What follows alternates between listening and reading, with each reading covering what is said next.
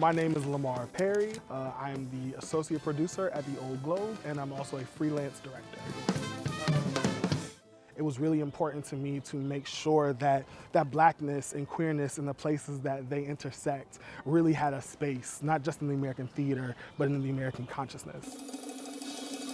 What I've been really gifted and blessed to experience with storytelling is the ability to not only share warmth with people, to invite them into community, to make them feel present and like there is home for them, but also to put productions on a stage that holds a mirror up to themselves, that makes people feel seen. You don't have to take what I've been through.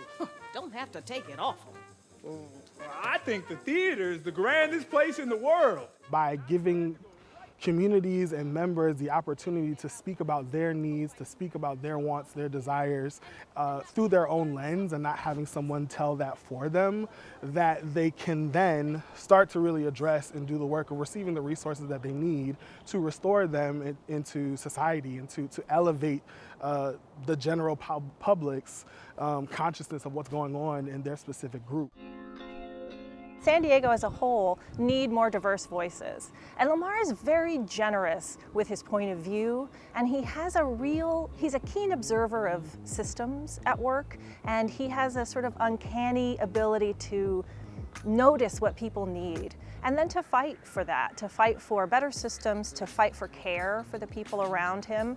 And I think that he has really helped to transform the globe, and I hope San Diego in some way, by his own passion, by his own mission. When I think about what's happening on stages, when I think about stories that need to be told, the lens of what we've inherited historically has never shifted. Like, the world in which William Shakespeare was writing in also included Black people, also included Latin people, also included queer people, included women and non-binary folks and trans folks. But when you look at the snapshot of the picture of what's happening on that stage, those bodies aren't present. And that to me is where I take issue.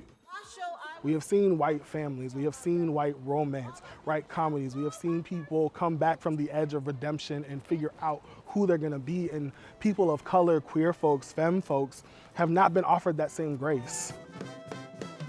I do think this specific moment is an invitation to imagination, to brainstorm together what the world can look like. I think no one person is a proprietor of right. I don't think that I'm the expert in what diversity looks like, but what I want to do and what I will continue to do is advocate for people to have a seat at the table, to be present in the conversation as we think about what the American theater turns into.